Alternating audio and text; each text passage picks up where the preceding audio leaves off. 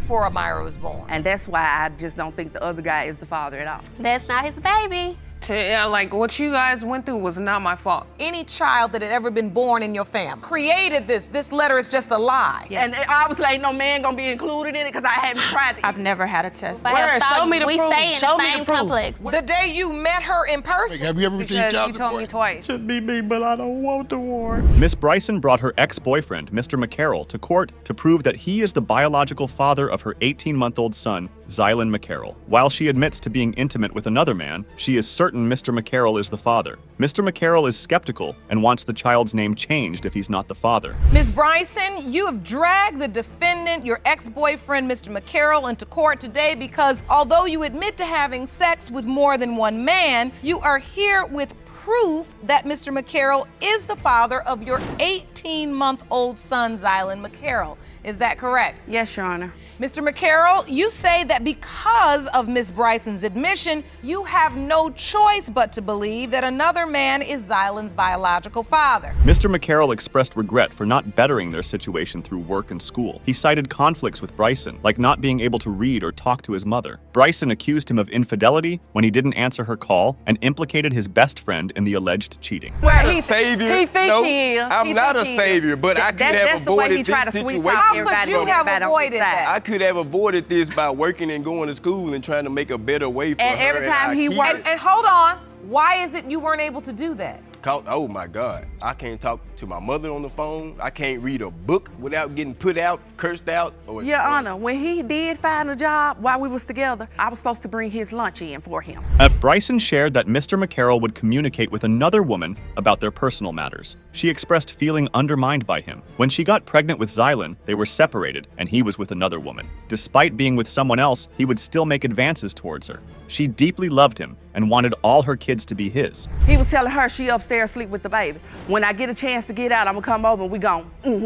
I don't know where And you he's got like, that she's- story. I want to take a lot of It's always, I'm I'm stupid, I'm dumb, I don't know nothing. Like he over here talking now like I'm the bad guy. What was the nature of the relationship? What was going on in the relationship when you got pregnant with Zylan? When I had gotten pregnant, we were separated. He was with another lady. Bryson asserts that Mr. McCarroll portrays her as the guilty party, though he is the one who cheats. While she has cheated in the past, it was with him because of her deep love for him. Upon getting pregnant, she ended things with another man to avoid causing him pain. Bryson's dream was to have a family with Mr. McCarroll. So basically, Somebody you're was- saying he's the cheater. Yes, and he tried to make me look like the bad guy.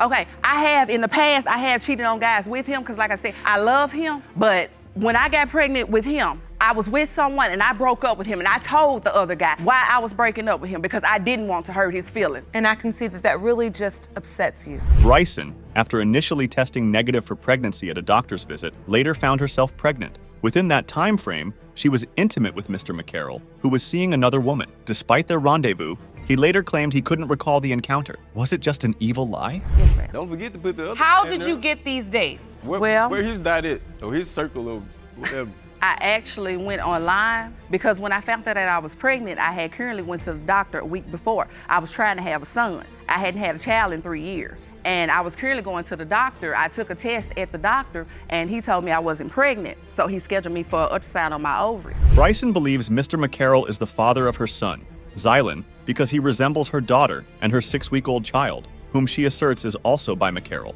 However, McCarroll doubts the paternity of both children. Despite these doubts, he's been present in Zylan's life, even cutting the umbilical cord and giving Zylan his surname.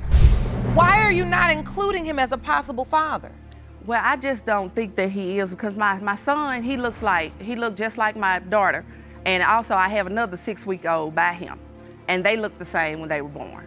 And that's why I just don't think the other guy is the father at all. I think the total opposite. I think the new baby and my daughter look exactly alike, but Miss Booman brings her daughter, Kalina, to court to mend their relationship. After years of deceit, Miss Booman now claims that Kalina's biological father is the late Mr. James Stewart. However, Kalina doubts her mother's assertion. Mr. Stewart's son is also present, and he disputes the claim, wanting to protect his deceased father's reputation. Ms. Bowman, you've dragged your daughter, Kalina, to court to save your relationship. You admit after years of deception and confusion, you now must prove to her that her actual biological father is Mr. James Stewart, who passed away 18 years ago. Is that correct? Yes, Your Honor.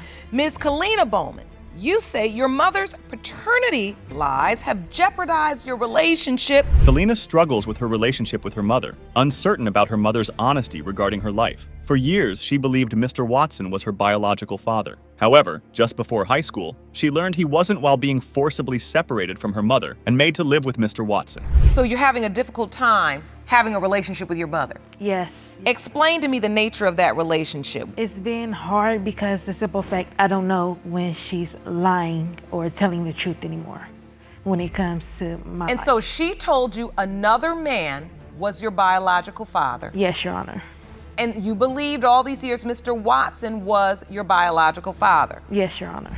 During a pivotal moment in Kalina's life, she discovered through a paternity test that Mr. Watson was not her biological father. This revelation shattered her trust, leading to feelings of betrayal and confusion about her mother's 16-year deception. This strained their relationship, with Kalina distancing herself from her mother for a significant period. Then when we went to go take the test, when the test results finally came back after 2 weeks, I was nervous and didn't know what to think, and I read the results even though she told me not to.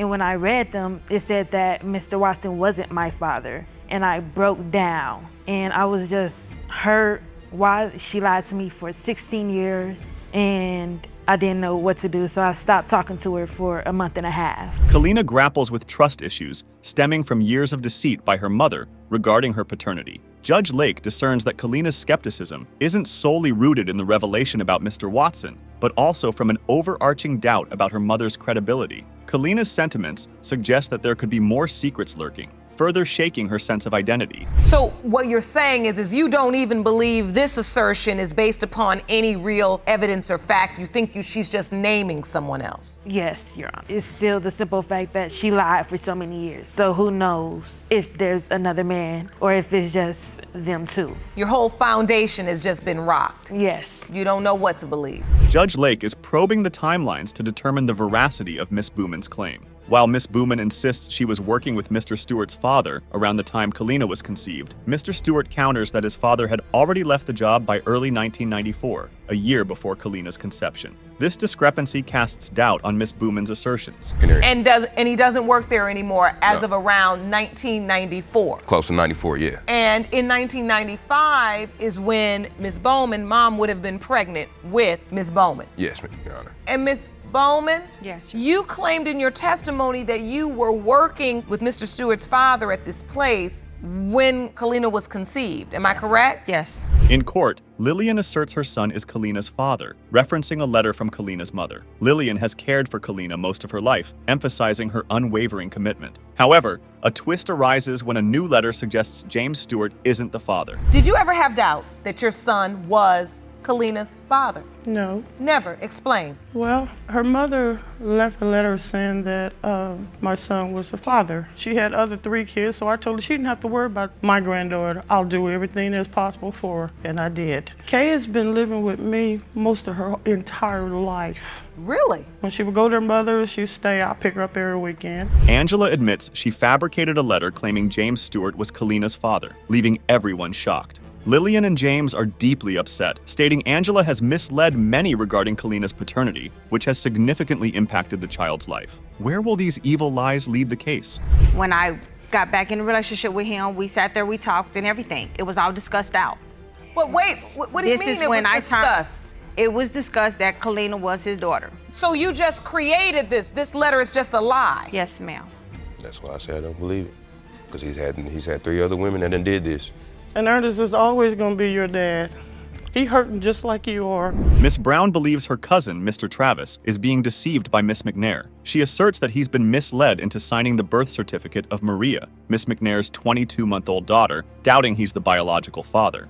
Mr. Travis acknowledges his love for Maria, but expresses doubt about his paternity. Ms. Brown, you state you have begged and pleaded with your cousin to open today's case because he's being lied to and taken advantage of by Ms. McNair. You say he's so blinded by the love that he foolishly signed her child's birth certificate and you don't believe he's the father. Is that correct? Yes, Your Honor. Miss Brown has submitted a video to Judge Lake to substantiate her claims about Miss McNair's alleged infidelity. The video supposedly captures Miss McNair frequently getting picked up and dropped off by various men. From Miss Brown's vantage point, she is able to closely observe these activities, leading her to believe in Miss McNair's unfaithfulness. Your Honor, I sent y'all a video of how I'm seeing her. You did submit a video Yes, Your Honor. that shows how you caught her cheating. Yes, Your Honor. Let's take a look at that. Judge Lakes, I would like to show you my point of view from where I'm seeing Miss McNair getting picked up.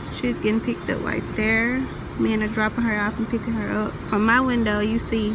Miss McNair confronts Miss Brown about her perceived interference in her personal life, questioning why Miss Brown is concerned about her interactions with men. Miss Brown counters, implying that Miss McNair has multiple male visitors, especially late at night. This raises suspicions about the nature of these visits. Why is that your business? Why only men? Why is it your business? Why only men, though? So a friend girl instead of a friend guy she needed to have.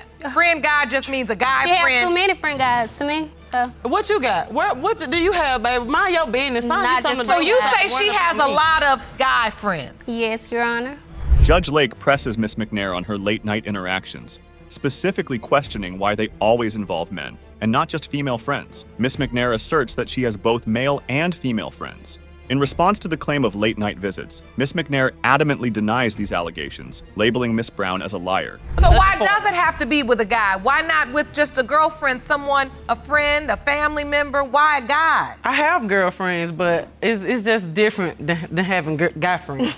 I never see him. Only thing at 1 or 2 o'clock. Because you see what you want to see, baby. Yeah. Record some I of the never females see that I them. have friends with. Let's They don't look ever at come. Miss They never McNair. come. Yes, ma'am. So you are stating Miss Brown presents a calendar to Judge Lake as evidence, emphasizing the timeline discrepancies around the birth of Maria. Miss Brown notes that her cousin, presumably Mr. Travis, was away in December, but they learned about the pregnancy in early March. With Maria being born in October, counting back 10 months from the birth would imply a discrepancy. Ms. McNair's timeline is off. Yes. So you submitted a calendar to the court. Yes, ma'am. No. Oh, Lord.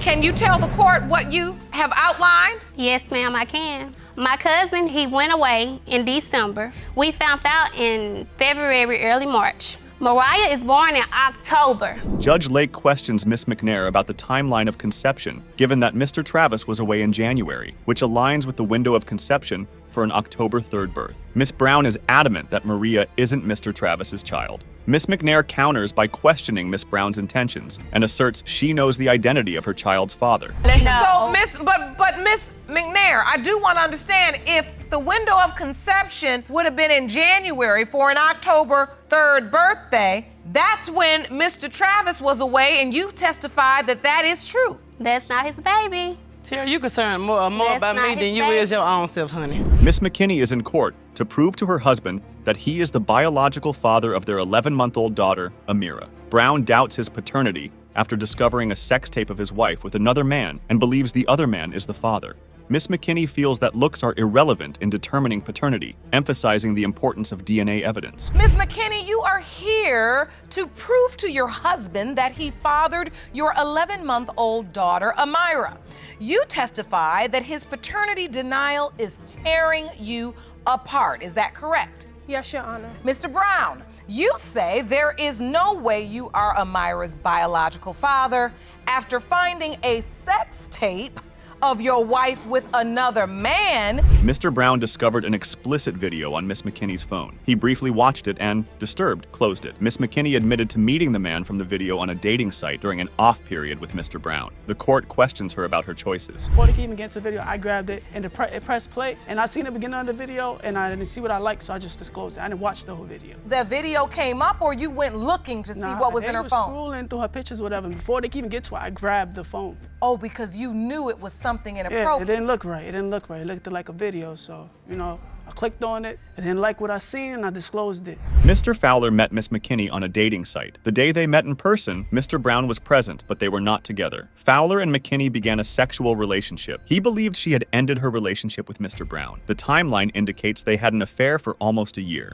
Well, when I first met Miss McKinley, we was talking on the dating site, and the day I met her, Mr. Brown was present, but they wasn't together. But I seen them face to face. Oh, the day you met her in person? Yes. He was there? Yes. So how did the sexual relationship start with Miss McKinney? Me and Miss McKinley been having sex. It's Miss McKinney. Oh, Miss McKinley. You don't even know her last name? Me and Miss McKinley been having sex the whole 2016. Mr. Brown and Miss McKinney were intimate around April and May of 2017. Amira was born in April of 2018 due to complications, although her original due date was April 23rd, 2018. Mr. Brown found out Miss McKinney was pregnant in July. Are you intimate with your wife, Miss McKinney? When were you intimate with her? From the year of 2017, I'll say we got back together in April. So yeah, around that time, April and May, and I left in June.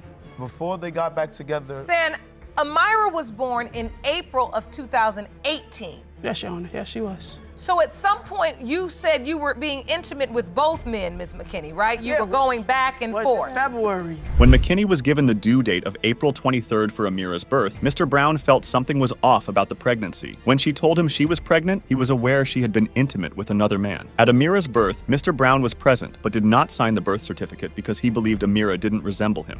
Again, they was like April 23rd, and I'm like, April 23rd? Okay, cool. And the whole pregnancy, when she said it was complicated, I just felt like something wasn't right. Just felt something wasn't right. Ah, so when she told you she was pregnant, did you know she had been intimate with another man? Yes, I did. She was informed. Because you had seen him? Yes. Okay, so now take me to the birth. When Amira was born, where were you? Were you there? I was present.